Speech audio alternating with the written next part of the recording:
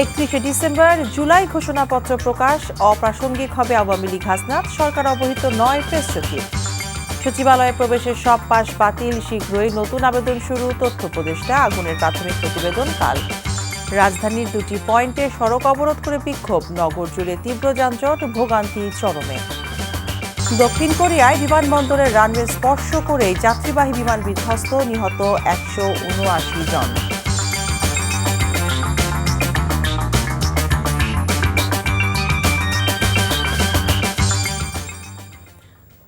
আসসালামু আলাইকুম, মিতা মুস্তাফা স্বাগত জানাচ্ছি এনটিভি সন্ধ্যার খবরে। ক্রাউন সিমেন্ট শিরোনাম দেখছিলেন, এবার পুরো খবর। ফ্যাসিবাদ মুজিববাদের কবর রচনা করে নতুন বাংলাদেশে আওয়ামী লীগকে অপ্রাসঙ্গিক করতে আগামী 31 ডিসেম্বর কেন্দ্রীয় শহীদ মিনারে জুলাই ঘোষণাপত্র পাঠ করা হবে বলে জানিয়েছেন বৈষম্য বিরোধী ছাত্র আন্দোলনের কেন্দ্রীয় সমন্বয়করা। সকালে বৈষম্য বিরোধী ছাত্র আন্দোলনের কেন্দ্রীয় কার্যালয়ের সংবাদ সম্মেলনে তারা একথা জানান। নূর হোসেনের রিপোর্ট। দীর্ঘ স্বৈর শাসনের পর ছাত্র জনতার অভূতপূর্ব অভ্যুত্থানের মুখে দেশ ছেড়ে পালিয়ে যায় সাবেক প্রধানমন্ত্রী শেখ হাসিনা। ফ্যাসিবাদের কবল থেকে মুক্তি পায় বাংলাদেশ। যেসব আকাঙ্ক্ষার কারণে দেশের মানুষ ফ্যাসিবাদের বিপক্ষে রাস্তায় সংগ্রাম করে জীবন দিয়েছে, সেসব আকাঙ্ক্ষার স্বীকৃতির জন্য এবার জুলাই ঘোষণাপত্র পাঠ করবে বৈষম্য বিরোধী ছাত্র আন্দোলন। তারা বলছেন, এদেশের মানুষের মুক্তির দলিল হবে এই ঘোষণাপত্র। 5ই আগস্ট আমরা প্রাথমিক বিজয় অর্জন করলেও পূর্ণাঙ্গ বিজয় আমাদের অর্জিত হয়নি। আমাদের এই 24-এর গণ অভ্যুত্থান, 24-এর এই বিপ্লব আমরা 90-এর মতো বেহাত হতে দিতে চাচ্ছি না, 69-এর মতো বেহাত হতে দিতে চাচ্ছি না। আমরা 71-এর মতো আমাদের এই 24-এর রক্ত ঝরা, 24-এর শহীদদের রক্তকে বৃথা যেতে দিতে চাচ্ছি না। ঘোষণাপত্রে তুলে ধরা হবে আন্দোলনে অংশ নেয়া কৃষক, শ্রমিক সহ সব শ্রেণী পেশার মানুষের মুক্তির আকাঙ্ক্ষা। এর মধ্য দিয়ে 72-এর মুজিববাদী ব্যবস্থার অবসান হবে বলে আশা করছে বৈষম্য বিরোধী ছাত্র আন্দোলন। মানুষ রাজপথে জীবনের মায়া ত্যাগ করে নামার পিছনে কিছু কারণ ছিল। প্রত্যেক মানুষের মনে কিছু স্বপ্ন ছিল, আকাঙ্ক্ষা ছিল, একটা স্পিরিট ছিল। এই স্পিরিটগুলো কি ছিল?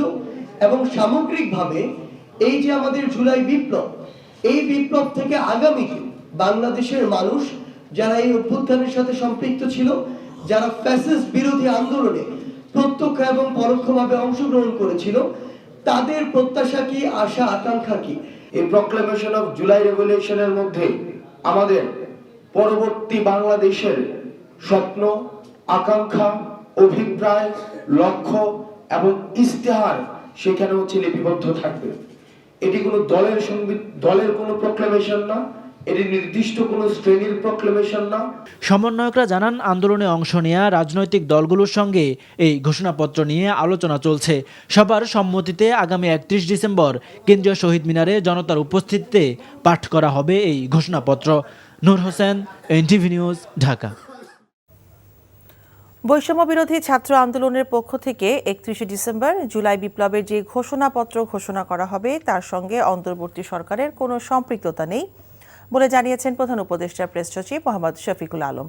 বলেন, এটিকে সরকার বেসরকারি উদ্যোগ হিসেবেই দেখতে চায়। বিকালে রাষ্ট্রীয় অতিথি ভবন যমুনার সামনে এক সংবাদ ব্রিফিংয়ে জুলাই বিপ্লবের ঘোষণাপত্র নিয়ে করা সাংবাদিকদের প্রশ্নের জবাবে শফিকুল আলম এই কথা বলেন। তিনি জানান, সরকারের সঙ্গে এর কোনো সম্পৃক্ততা নেই। যারা এটাকে সাপোর্ট করছে, প্রাইভেট ইনিশিয়েটিভকেই সাপোর্ট করছে। সংবাদ ব্রিফিংয়ে এ নিয়ে আরও বক্তব্য দেন প্রধান উপদেষ্টার উপ প্রেস সচিব মোহাম্মদ আবুল কালাম আজাদ মজুমদার। বলেন, ঘোষণাপত্র প্রকাশ হওয়ার পরে সিদ্ধান্ত নেওয়া যাবে। সরকারি কর্মকর্তা কর্মচারী ছাড়া সচিবালয়ে প্রবেশে স্থায়ী অস্থায়ী সব পাস বাতিল করা হয়েছে। তবে সোমবার থেকে গণমাধ্যম কর্মীদের জন্য অস্থায়ী পাস দেওয়া হবে বলে জানিয়েছেন তথ্য সম্প্রচার উপদেষ্টা নাহিদ ইসলাম। দুপুরে সচিবালয় গেটের সামনে অবস্থানরত সাংবাদিকদের সাথে আলাপকালে এসব বলেন তিনি। এছাড়া অগ্নিকাণ্ডের বিষয়ে স্বরাষ্ট্র মন্ত্রণালয় গঠিত উচ্চ পর্যায়ে তদন্ত কমিটি সোমবার প্রাথমিক প্রতিবেদন দিবে বলেও এবং তা পাওয়ার পর প্রয়োজনীয় ব্যবস্থা নেওয়া হবে বলেও জানান উপদেষ্টা। রিপোর্ট করছেন রকনউদ্দিন।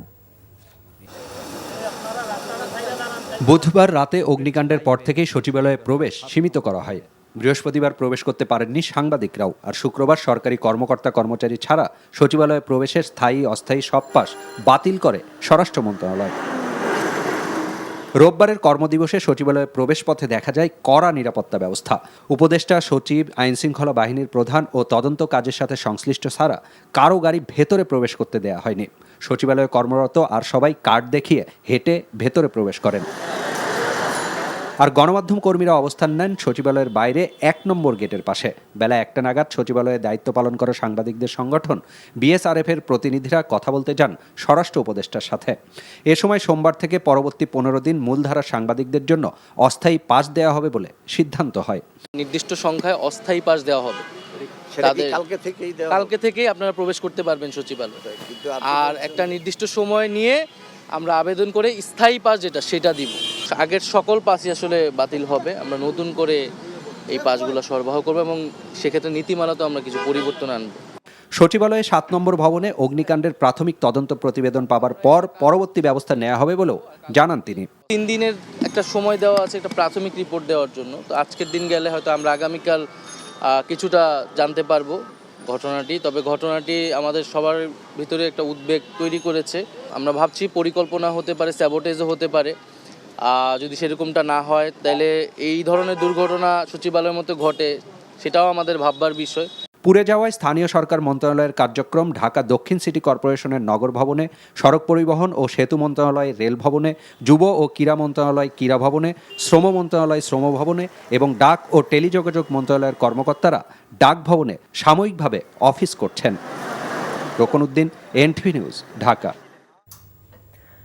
আনসার বিদ্রোহ থেকে শুরু করে সচিবালয়ে আগুন কোনো বিচ্ছিন্ন ঘটনা নয় দাবি করে বিএনপির স্থায়ী কমিটির সদস্য মির্জা আব্বাস বলেছেন, স্বৈরাচারের দোসর যারা এখনও ঘাপটি মেরে আছে তাদের উস্কানিতেই এসব হচ্ছে। আর দলটির সিনিয়র যুগ্ম মহাসচিব রুহুল কবির রিজভী বলেছেন, অপতথ্য ছড়িয়ে একটি দল ঘোলা পানিতে মাছ শিকার করছে। রাজধানীতে পৃথক অনুষ্ঠানে তারা এসব কথা বলেন। বিস্তারিত জুনায়েদ আল হাবিবের রিপোর্টে। বিজয় দিবস উপলক্ষে সকালে বিএনপির প্রতিষ্ঠাতা শহীদ রাষ্ট্রপতি জিয়াউর রহমানের মাজারে শ্রদ্ধা নিবেদন করে জাতীয়তাবাদী রিকশা, ভ্যান, অটো শ্রমিক দল।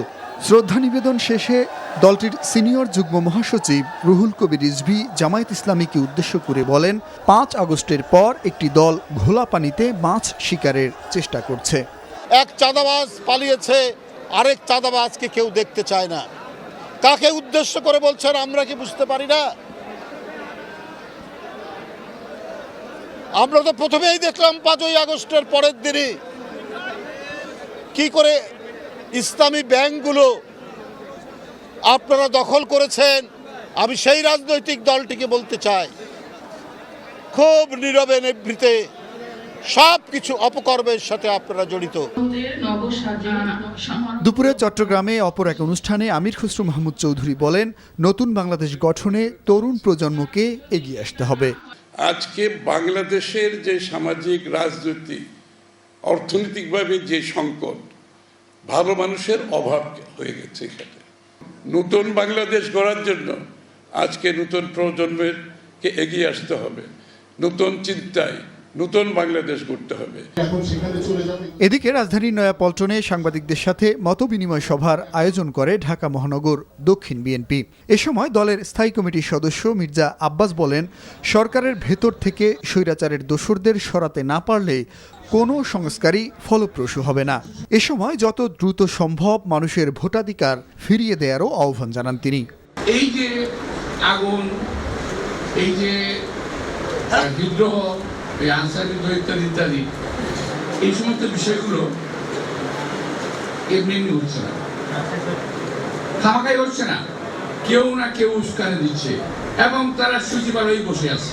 এত কষ্টের অর্জন হাসিনার পতন, সেই কষ্টের অর্জনকে দয়া করে কয়েকজনকে ইশারায় কথা বলে এই বাতিলতা করে জাতিকে বিভক্ত করবেন না। ৭১ লাখো মানুষের রক্তের উপর দিয়ে যে সংবিধান রচিত হয়েছে সেটি পরিবর্তন নয়। যারা সংবিধানের অপব্যবহার করেছে তাদের শাস্তির আওতায় আনার দাবি জানান Mirza Abbas. Junayed Al Habib, NTV news, Dhaka. Post graduate প্রশিক্ষণার্থী চিকিৎসকদের দাবি আদায়ে শাহবাগ মোড় ৮ ঘন্টারও বেশি সময় ধরে যান চলাচল বন্ধ থাকায় সৃষ্টি হয়েছে তীব্র যানজটের। 3 দফা দাবিতে ঢাকা সেনানিবাসে শহীদ জাহাঙ্গীর গেটের সামনে সড়ক অবরোধ করে বিক্ষোভ করেন আওয়ামী লীগ সরকারের সময় চাকরিচ্যুত এবং বাধ্যতামূলক অবসরে যাওয়া সশস্ত্র বাহিনীর সদস্য এবং তাদের পরিবার পরিজন। রাজধানীর ব্যস্ততম এই সড়ক দুটি বন্ধ থাকায় যানজট ছড়িয়ে পড়ে পুরো নগর জুড়ে। প্রয়োজনে ঘর থেকে বের হওয়া মানুষজন পড়েন চরম দুর্ভোগে। আপেল শাহরিয়ারের রিপোর্ট। দাবি আদায়ে আবারও রাজপথ অবরোধ করে বিক্ষোভ করেন পোস্ট গ্রাজুয়েট প্রশিক্ষণার্থী চিকিৎসকরা। সকাল 10:30টার দিকে রাজধানীর শাহবাগ মোড়ে অবস্থান নেন আন্দোলনকারীরা। বন্ধ হয়ে যায় যান চলাচল। ভাতা বাড়ানো সহ নানা সুযোগ সুবিধা দেওয়ার দাবি জানানো হয়। এর আগেও বহুবার রাজপথে নেমেছিলাম, কিন্তু কখনোই আমাদের দাবিগুলো মানা হয়নি। গতবার যখন নেমেছিলাম আমাদের 20 থেকে 25 করা হয়েছে, কিন্তু আমাদেরকে আশ্বাস দেখানো হয়েছিল সামনের বছর আরো বাড়ানো হবে। আমাদের দাবি ছিল 50,000 টাকা ভাতা বৃদ্ধি করা, নয়তো হচ্ছে যে নবম গ্রেডের সাথে ট্যাগ করে সে সব ধরনের সুযোগ সুবিধা সহ আমাদের নবম গ্রেডটা করা। দিন গড়িয়ে রাতেও চলতে থাকে তাদের অবস্থান কর্মসূচি। ব্যস্ততম এ মোড়টিতে অবস্থান নিয়ে বিক্ষোভ করায় তীব্র যানজটের সৃষ্টি হয়।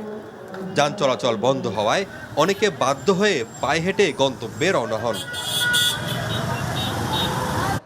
সকালের দিকে একই সময়ে রাজধানীর আরেক গুরুত্বপূর্ণ সড়ক জাহাঙ্গীর গেটের সামনের সড়কে অবস্থান নেন আওয়ামী লীগ সরকারের আমলে চাকরিচ্যুত ও বাধ্যতামূলক অবসরে যাওয়া সশস্ত্র বাহিনীর সদস্যরা।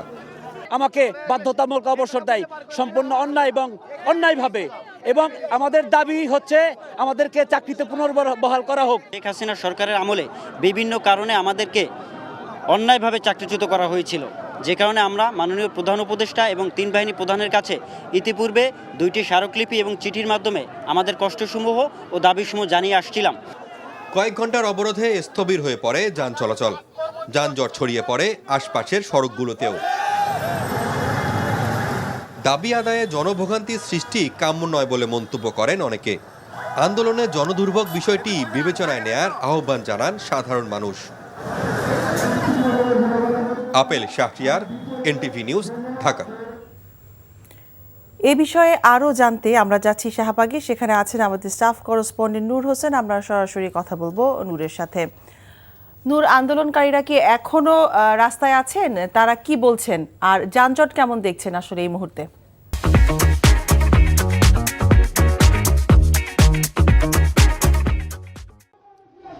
মিতা, বিশেষজ্ঞ চিকিৎসক হবার জন্য যারা বিশেষজ্ঞ চিকিৎসাবিদ্যার বিভিন্ন বিভাগে শাখায় পড়াশোনা করছেন, তারা বেশ কিছু দাবি দাওয়া নিয়ে আজ সকাল 11টায় শাহবাগ মোড় অবরোধ করেন।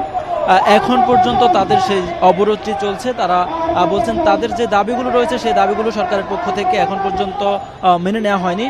তারা বলছেন পৃথিবীর অন্যান্য দেশে তাদের যে সমমর্যাদার ডাক্তাররা রয়েছেন সেই ডাক্তাররা যে পরিমাণে বেতন পেয়ে থাকেন, অন্যান্য সুযোগ সুবিধা পেয়ে থাকেন, অন্যান্য ভাতা পেয়ে থাকেন, তারা সেই তুলনায় তার অর্ধেক ভাতাও বাংলাদেশে পান না। তারা ভারতের কথা বলছেন। সেখানে তাদের সমমানের ডাক্তারদেরকে যেখানে প্রায় 70,000 টাকা বেতন দেওয়া হয়, সেখানে তাদেরকে মাত্র 25,000 টাকা বেতন দেওয়া হয়, যেটি এখন 30,000 টাকা করার কথা বলা হয়েছে, সেটি তারা মানছেন না। তারা বলছেন তাদেরকে 50,000 টাকা বেতন দিতে হবে, অথবা নবম গ্রেডের যে চাকরি সেই নবম গ্রেডের চাকরির সমস্ত সুযোগ সুবিধা দিতে হবে। তাদের এই দাবি না মানা পর্যন্ত তারা শাহবাগ মোড় ছাড়বেন না বলে জানাচ্ছেন। তারা তাদের যে অবরোধ সেটি অব্যাহত রাখবেন। তবে তাদের যেই সমন্বয়করা রয়েছেন বা যারা আন্দোলনের সংগঠকরা রয়েছেন, তারা আলোচনা করছেন, কথা বলছেন। তারা আজকের মতো হয়তো একটু পরে 8টা অথবা 8টার পরে ব্রিফিং করবেন। ব্রিফিং করে আজকের মতো কর্মসূচি প্রত্যাহার করবেন এবং পরবর্তীতে সেই আগামীকালের জন্য আরো কঠোর কর্মসূচি দেওয়ার কথা বলছেন। তাদের ডাক্তারদের এই কর্মসূচির কারণে আমরা যখন এই শাহবাগ মোড়ে এসেছি, তখন শাহবাগ মোড়ের চারপাশে যে সড়কগুলো রয়েছে সেখানে ব্যাপক যানজটের দেখা আমরা পেয়েছি এবং সেই যানজটের কারণে নগরবাসীর ব্যাপক ভোগান্তি আমরা দেখতে পেয়েছি। অনেক রোগীকে পর্যন্ত হেঁটে হাসপাতালে যেতে হয়েছে, এমনটা আমরা দেখেছি। মিতা, শাহবাগ থেকে জানছিলাম প্রশিক্ষণার্থী চিকিৎসকদের আন্দোলনের খবর।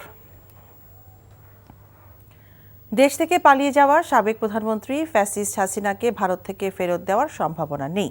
এক প্রতিবেদনে এমনটি জানিয়েছে ভারতীয় সংবাদ মাধ্যম ইকোনমিক্স টাইমস। হাসিনাকে ফেরত পাঠাতে ভারতের কাছে চিঠি পাঠিয়েছে বাংলাদেশ। মানবতাবিরোধী অপরাধের অভিযোগে বিচারের সম্মুখীন করার জন্যই তাকে ফেরত চাওয়া হয়।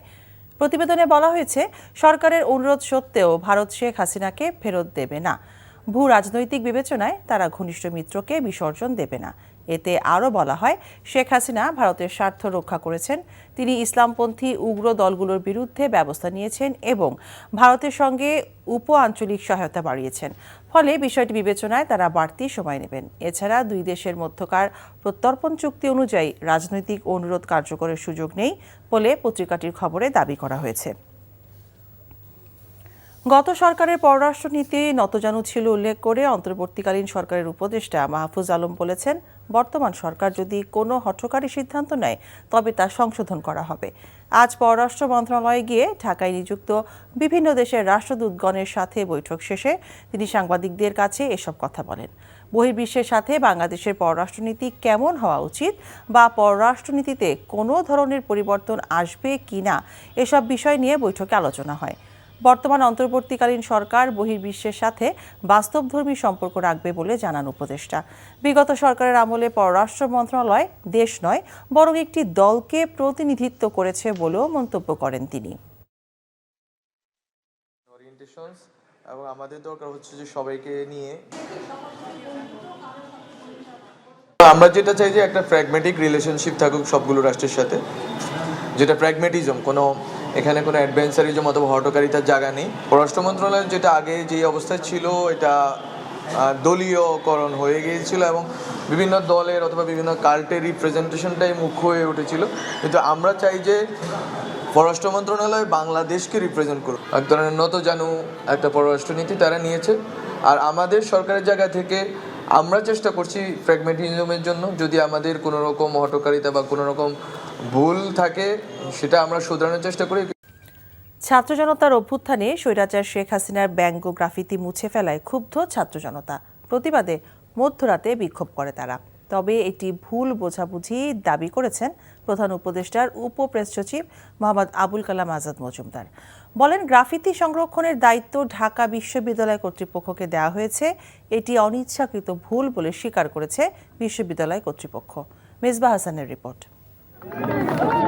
জুলাই আগস্ট গণ অভ্যুত্থানের সময় মেট্রো রেল সহ বিভিন্ন স্থাপনায় স্বৈরাচার শেখ হাসিনার আঁকানো ছবিতে ঘৃণিতভাবে ক্ষোভের বহিঃপ্রকাশ ঘটায় ছাত্র জনতা।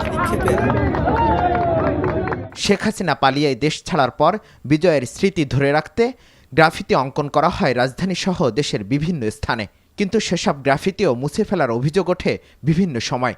সম্প্রতি ঢাকা বিশ্ববিদ্যালয় এলাকায় গ্রাফিতি মুছে ফেলা নিয়ে তোপের মুখে পড়ে বিশ্ববিদ্যালয় কর্তৃপক্ষ। পরে এটি অনিচ্ছাকৃত ভুল বলে দাবি করেন তারা। কি চাই এটা কি আপনি জানেন? না এনএসআই এর কথা মতো ক্যাম্পাস চালান।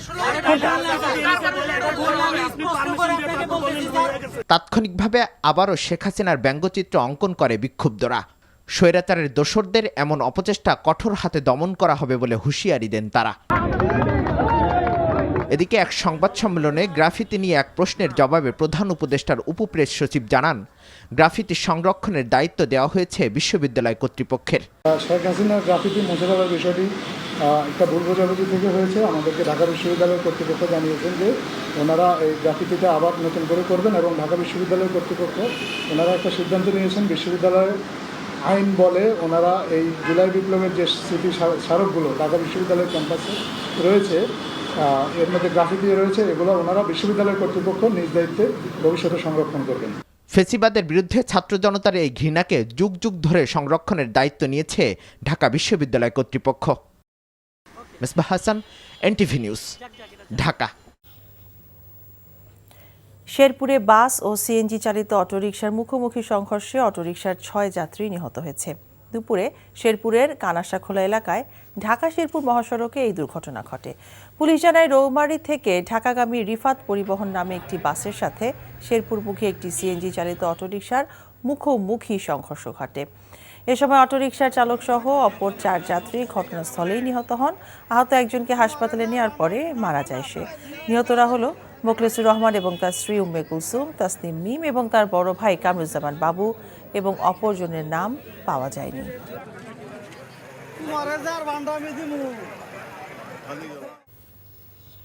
এদিকে ঢাকা মাওয়া এক্সপ্রেসওয়ের ধলেশ্বরী টোল প্লাজায় মর্মান্তিক সড়ক দুর্ঘটনায় 6 জন নিহতের ঘটনায় ঘাতক বাসের মালিক ডাব্লিউ ব্যাপারীকে পুলিশ গ্রেফতার করেছে। গতরাতে মাদারীপুরের শিবচর থেকে তাকে গ্রেফতার করে হাইওয়ে পুলিশ। দুপুরে মুন্সিগঞ্জ হাঁসারা হাইওয়ে পুলিশ ফাঁড়িতে গাজীপুর রিজিয়নের পুলিশ সুপার আখতারুজ্জামান বসুনিয়া জানান, ত্রুটিপূর্ণ বাসটি দুর্ঘটনার আগের দিন গ্যারেজ থেকে বের করা হয়। এছাড়া চালক ছিল নেশাগ্রস্ত। এর আগে শুক্রবার রাতে নারায়ণগঞ্জের সিদ্ধিরগঞ্জ থেকে বাস চালক নুরুন নবী সহ 2 জনকে গ্রেফতার করে আইনশৃঙ্খলা বাহিনী। পরে একজনকে জিজ্ঞাসাবাদ শেষে সম্পৃক্ততা না থাকায় ছেড়ে দেওয়া হয়। আজকে যেমন আমরা মালিককে গ্রেপ্তার করেছি, আমরা দরকার হলে অন্য সংস্থা, অন্য আমাদের পুলিশের সদস্য হলেও আমরা তাদেরকে গ্রেপ্তার করবো। ঠিক আছে, যদি এই ধরনের কোনো অনৈতিক অনিয়ম যদি পরিচালনার ক্ষেত্রে যদি কারো কোনো সংশ্লিষ্ট আমরা পাই, ঠিক আছে, এজন্য আমরা চাই না যে বারবার এভাবে এই ধরনের বড় কোনো দুর্ঘটনা ঘটুক, এভাবে আমাদের এই সমস্ত তাজা প্রাণগুলো হারিয়ে যাক। টঙ্গীর ইজতেমা ময়দানে 2 গ্রুপের সংঘর্ষের ঘটনায় হত্যা মামলায় গ্রেফতার হওয়া তাবলিগ জামাতের মৌলানা সাদ কান্দালভির অনুসারী জিয়া বিন কাশিমের 2 দিনের পুলিশ রিমান্ড মঞ্জুর করেছেন আদালত।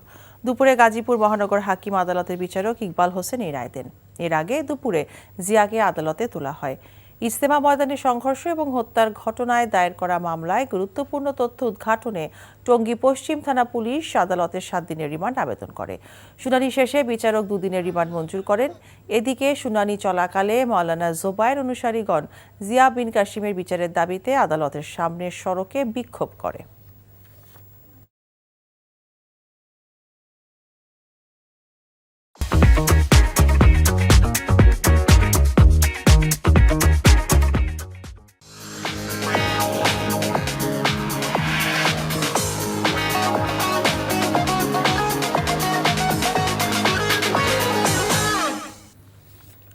নগদ নিবেদিত অর্থনীতির খবর।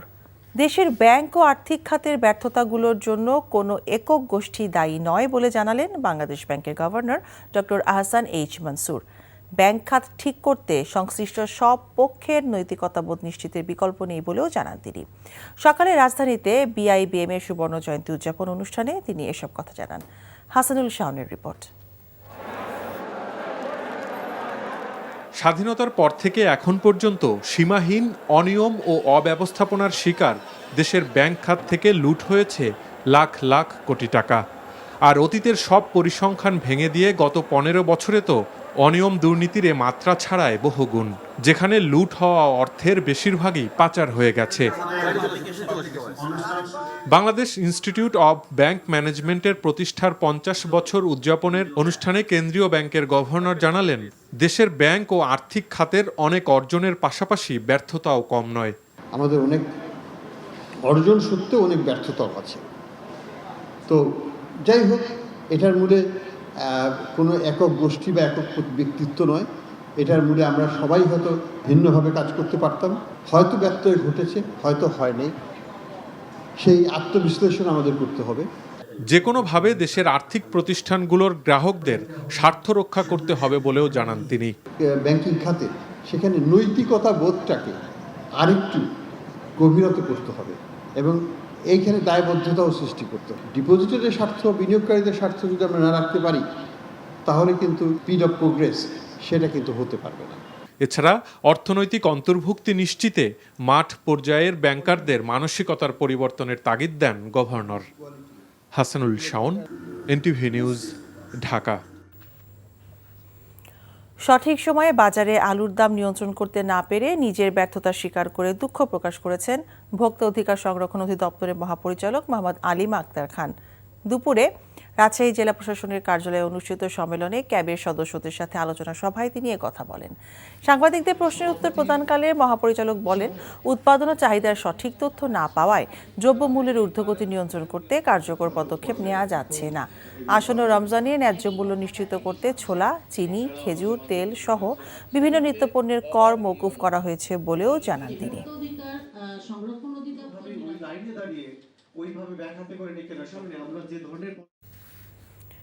মৃত্যুর 3 বছর পর অবশেষে রাষ্ট্রীয় মর্যাদায় নিজ এলাকা সিলেটের কানাইঘাটে কবরস্থ করা হলো সাবেক প্রধানমন্ত্রী বেগম খালেদা জিয়ার রাজনৈতিক সচিব হারিস চৌধুরীর দেহাবশেষ।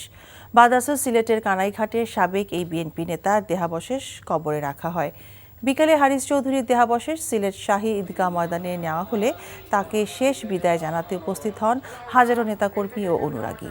সেখানে মোনাজাত পরিচালনা করেন শাহজালাল দরগাহ মসজিদের খতিব ও ইমাম হাফিজ মাওলানা হুজাইফা হোসাইন।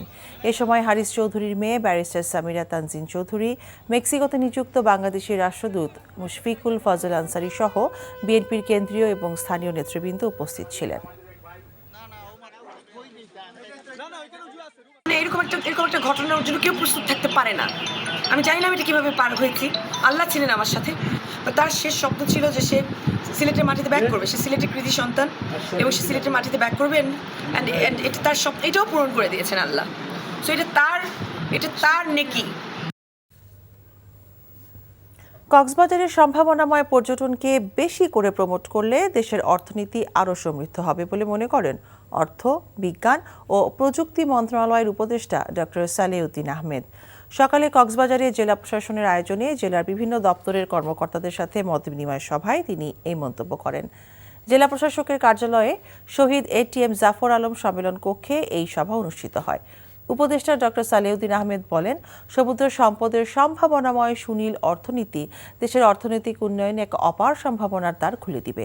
এছাড়া কক্সবাজারের ট্যুরিজমকেও বেশি করে প্রমোট করা গেলে দেশের অর্থনৈতিক খাতও সমৃদ্ধ হবে।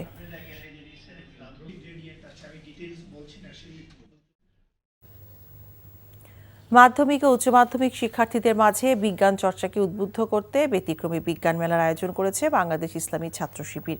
সকালে রাজধানীর সরওয়ার্দী উদ্যানে এই মেলার উদ্বোধন করেন শিবিরের সাবেক আন্তর্জাতিক বিষয়ক সম্পাদক ডক্টর মির্জা গালিব। এ সময় তিনি বলেন, উন্নত বিশ্বের সঙ্গে প্রতিযোগিতায় টিকতে হলে রাষ্ট্রীয় পৃষ্ঠপোষকতায় বিজ্ঞান চর্চা জোরদার করতে হবে। মেলায় সারা দেশ থেকে বাছাইকৃত ৩৪০টি দলের উদ্ভাবনী প্রদর্শন করা হবে।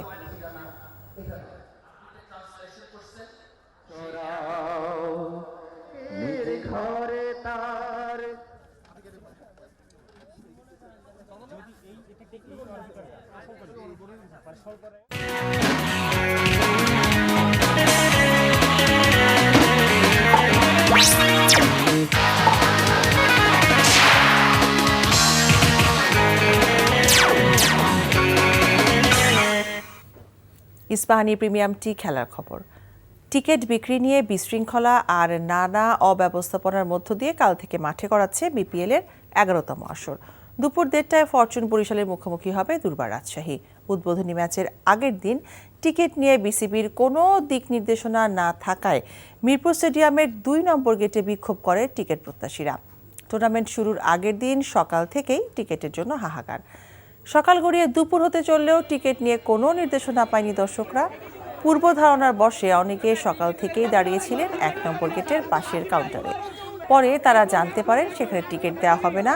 তাতে ক্ষুব্ধ হয়ে 2 নম্বর গেটের সামনে বিক্ষোভ করেন টিকিট প্রত্যাশীরা। এরপর অবশ্য টিকিট বিক্রি নিয়ে নির্দেশনা এসেছে, তবে দর্শকদের এমন বিড়ম্বনার দায় মাথা পেতে নিয়েছে বিসিবি। টুর্নামেন্ট শুরুর আগে এবার দুহাত খুলে খরচ করেছে বিসিবি। মাস্কাট উদ্বোধন, 3 দফা মিউজিক ফেস্টের আয়োজন। সকাল থেকে আমরা দাঁড়িয়ে আছি টিকিটের জন্য। আমি তো ধর 9টার দিকে আসছি, অনেকে 4টা-5টার দিকে এসে দাঁড়িয়ে আছে। টিকিটের কোনো খবর নাই, ওয়েবসাইটে কোনো খবর নেই যে টিকিট দিবে কি দিবে না। আজকে সকাল পুরে 6টায় আমি এখানে আছি টিকিট নেওয়ার জন্য। আমি 1000 মানুষের পিছে ছিলাম সিরিয়ালে। 12টা বাজে আমরা কোনো টিকিট পাই না। তারা আমাদেরকে কোনো গুরুত্ব দিতেছে না। আমাদেরকে বলতেছে ওয়েবসাইটে দিবে, ব্যাংকে দিবে, আমাদেরকে হয়রানি করতেছে তারা। যারা ভিতরে আছে তাদের ভিতরে ওইরকম কিছুই কাজ করে না। আমরা যে বাইরের যে টিকিটের জন্য আমাদের যে আন্তরিকতা, আমরা যে খেলা দেখবো, এটা তারা বুঝতেইছে না। তারা মনে হচ্ছে তার কাছে একটা কৌতূহল।